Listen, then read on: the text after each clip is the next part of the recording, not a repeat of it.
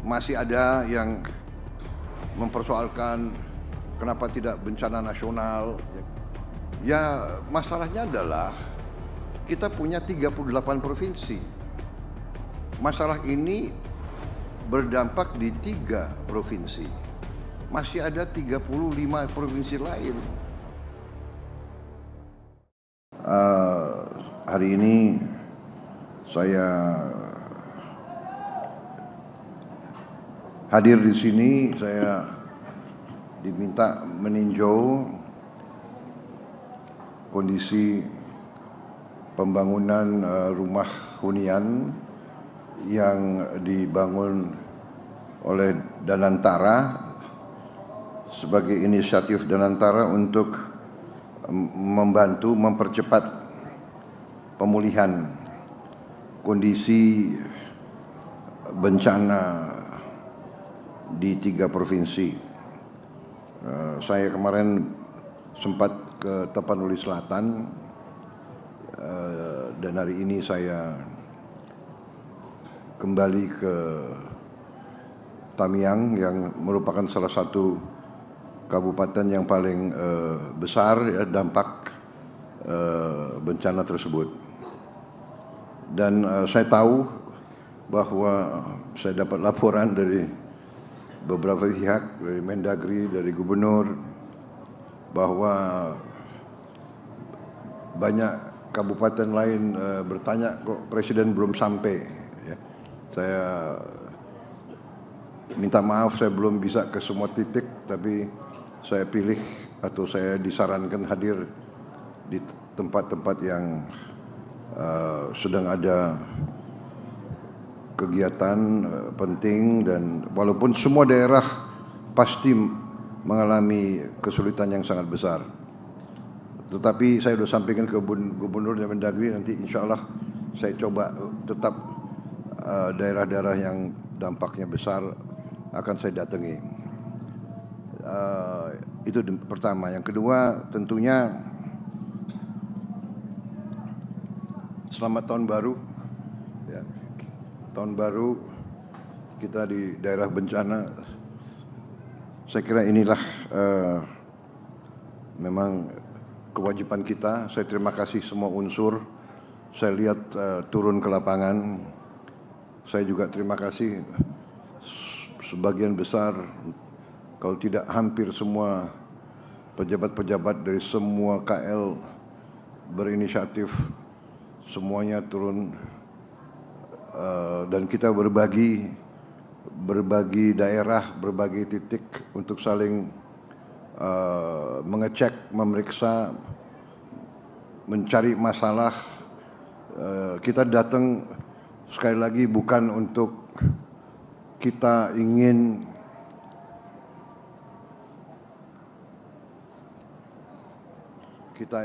katakanlah sekedar untuk melihat, tapi kita datang melihat untuk mengetahui masalah. Ya, kadang-kadang saya monitor ada suatu kecenderungan yang menurut saya kurang sehat ya dari beberapa pribadi-pribadi, komentator dan sebagainya yang selalu melihat kegiatan bangsa Indonesia, kegiatan pemerintah dari sudut yang negatif.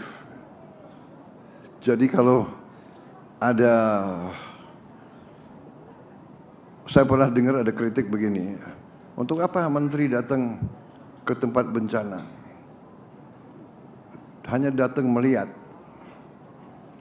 Ya, saudara-saudara, serba susah. Menteri tidak datang dibilang tidak peduli. Menteri datang, ya masa menteri ikut macul? Bukan itu. Pejabat datang, pemimpin datang melihat apa kekurangan, apa masalah, apa yang bisa kita bantu. Mana yang kita bisa percepat? Kan begitu.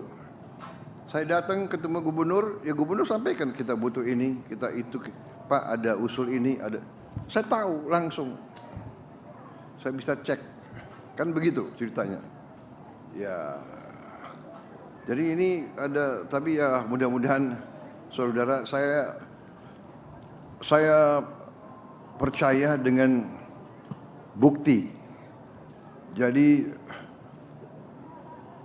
saya sampaikan ke saudara, para pimpinan, para menteri, para kepala badan, gubernur, semua. Salah satu kewajiban seorang pemimpin adalah siap untuk dihujat, siap untuk difitnah, siap untuk tapi tidak boleh kita tidak boleh kita terpengaruh dan tidak boleh kita patah semangat. Semua itu kita terima sebagai koreksi juga, nggak apa-apa. Walaupun itu fitnah, itu kalau kita tahu di hati kita bahwa itu tidak benar, tapi itu jadi waspada bagi kita. Ya, jadi saudara-saudara, saya percaya dengan bukti, evidence based. Itu cara bekerja saya. Kalau saudara perhatikan, saya jarang kasih wawancara dengan pers. Bukan saya tidak hormati pers, karena saya mengerti psikologi rakyat Indonesia. Rakyat Indonesia hanya percaya dengan bukti. Bukti. Kita sekarang dalam rangka membuktikan. Jadi kalau ada menteri-menteri pejabat turun itu, dia tidak turun untuk wisata, dia datang, dia melihat, mencatat, mengerti, mengambil keputusan. Kan demikian kan. Jadi hari ini umpamanya Danantara membuktikan dalam 8 hari bisa membangun 600 hunian yang menurut saya ya cukup baik. Saya koreksi sedikit, saya tanya bagaimana ini, ya kan, seng panas, coba dipikirkan kalau bisa kita kasih apa solusi. Mungkin solusinya tidak usah mahal-mahal, solusinya mungkin dari bahan-bahan lokal, apa itu anyaman atau apa, ya kan, dari ijuk atau dari apa, dilapisi di bawahnya seng. Ya, tidak perlu bahan mahal atau hal-hal yang sangat sederhana. Mungkin cukup dengan bahan tekstil ditutup di bawahnya seng itu. Jadi hal-hal semacam itu nanti kreativitas daripada orang-orang lapangan. Tapi yang fokus kita adalah bagaimana kita bisa mengurangi, meringankan penderitaan rakyat kita. Itu pikiran kita sebagai pejabat dan pemimpin. Ya, jadi hal-hal yang nyinyir itu kita anggap sebagai katakanlah sebagai peringatan bagi kita. Tapi kita tidak boleh terpengaruh, ya. Sekali lagi, tidak datang salah, ya kan? Datang dicari kesalahan juga, ya nggak apa-apa. Jadi tugas kita, saya walaupun tidak sehari-hari sama saudara, ya saya di pusat, ya saya berpikir bagaimana saya atasi ini, membantu saudara di lapangan, ya. Tetapi sementara nasib 280 juta rakyat Indonesia tetap harus kita urus secara nasional, ya. Jadi saudara-saudara, masih ada yang mempersoalkan kenapa tidak bencana nasional. Ya masalahnya adalah kita punya 38 provinsi. Masalah ini berdampak di 3 provinsi. Masih ada 35 provinsi lain. Jadi kalau sementara kita 3 provinsi ini kita sebagai bangsa, sebagai negara kita mampu menghadapi, ya kita tidak perlu menyatakan bencana nasional. Tetapi tidak berarti kita tidak memandang ini sebagai hal yang sangat serius. Nyatanya dari seluruh kabinet hari ini ada berapa menteri di sini? Iya kan? 2 sedang di Aceh Utara. 10 menteri sedang di Aceh sekarang. Ya, ada berapa menteri lagi yang sedang di tempat lain. Dan juga kita masih hadapi beberapa lagi kabupaten di beberapa provinsi lain yang juga ada masalah. Ya, jadi saudara-saudara, kita memandang sangat serius dan kita akan habis-habisan untuk membantu. Ya, kita sudah siapkan anggaran cukup besar, ya, untuk mengatasi ini. Tetapi juga saya sudah dilaporkan oleh Pak Gubernur dan nanti saya akan bicarakan dengan beberapa pejabat lain mekanismenya. Kalau ada pihak yang tulus ikhlas mau membantu, ya kita jelas sebagai manusia kita masa menolak bantuan, asal bantuannya itu jelas, ya. Jadi tadi saya sampaikan kalau ada pihak yang mau beri sumbangan, silahkan monggo bikin surat, saya ingin menyumbang ini, dan nanti kita dilaporkan ke pemerintah pusat, nanti kita yang akan salurkan. Kalau memang dia mau bantu, umpamanya ada diaspora Aceh di mana merasa terpanggil mau bantu di Aceh, ya monggo silakan, ya kan, nanti kita salurkan. Ada diaspora Minang mau bantu apa itu ranah Minang, karena mungkin lebih banyak orang Minang ada di Jakarta mungkin ya daripada di Padang mungkin. Pak Doni juga orang Minang ya. Nggak apa-apa, nanti ya kan silakan nanti bantu.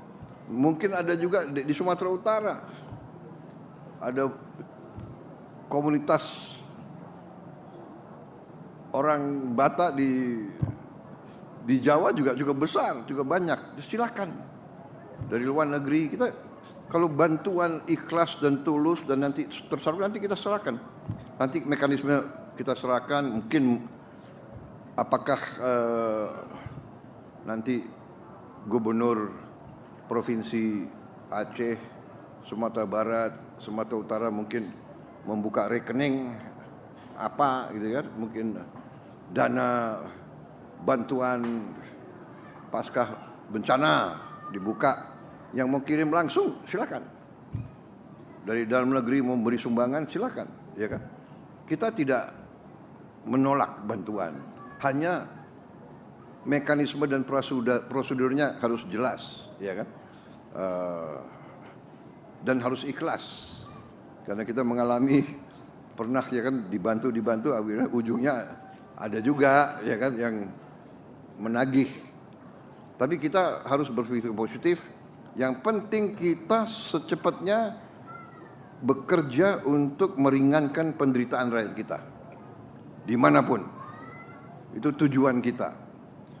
Jadi saudara-saudara, saya terima kasih sama Danantara yang telah melakukan suatu pekerjaan yang saya lihat baik, ya. Ini membangun 600 hunian dalam waktu singkat, itu suatu prestasi. Nanti kita tentunya saya minta Danantara koordinasi dekat dengan BNPB dan pemerintah daerah, ya, dengan gubernur dan bupati masing-masing supaya tidak tumpang tindih. Di mana ya nanti koordinasinya ada yang mau di titik ini jelas siapa yang bangun, dan yang tadi mau titik terpencar siapa itu silakan. Yang penting nanti koordinasi yang ketat, ya. Tanya Pemda, tanya gubernur menilai di mana yang lebih penting, tanya bupati bagaimana, BNPB, supaya resources kita benar-benar bermanfaat, ya. Tidak tumpang tindih, tidak mubazir, semuanya harus diarahkan segera untuk membantu rakyat kita. Walaupun menurut saya juga sangat terkesan bahwa semua pihak telah bekerja dengan gemilang, dengan cepat. Ya, jembatan yang biasanya kontraktor mengatakan dia butuh 1 bulan, kita bisa selesaikan 10 hari. Ini kan suatu yang harus kita hormati juga, ya. Petugas-petugas kita di lapangan, prajurit-prajurit kita di mana-mana, saya sampaikan apresiasi. Semua KL harus tolong dinilai, anak buahnya yang berbuat baik harus segera dicatat untuk kita nanti memberi penghormatan, memberi yang masih muda nanti dipercepat sekolah-sekolahnya, kariernya, ya. Yang sudah senior mungkin harus dikasih prioritas-prioritas di bidang lain. Jadi saya kira saudara-saudara itu, ya, saya terima kasih sekali lagi. Saya nanti minta koordinasi yang ketat karena tadi dilaporkan ke saya bahwa kebutuhan rumah seluruh 3 provinsi adalah sekitar 90.000. Ya kan? 3 provinsi yang rusak berat. Apakah yang 15.000 nanti bagian dari 90.000 itu yang harus dibicarakan, ya. Kemudian yang rusak ringan dan rusak menengah itu juga nanti penanganannya bagaimana, ya, bantuan. Saya kira demikian, ya. Saya juga minta perhatian bahwa kalau bisa sekolah-sekolah juga diperhatikan sama puskesmas dengan rumah sakit supaya bisa berfungsi secepatnya kembali.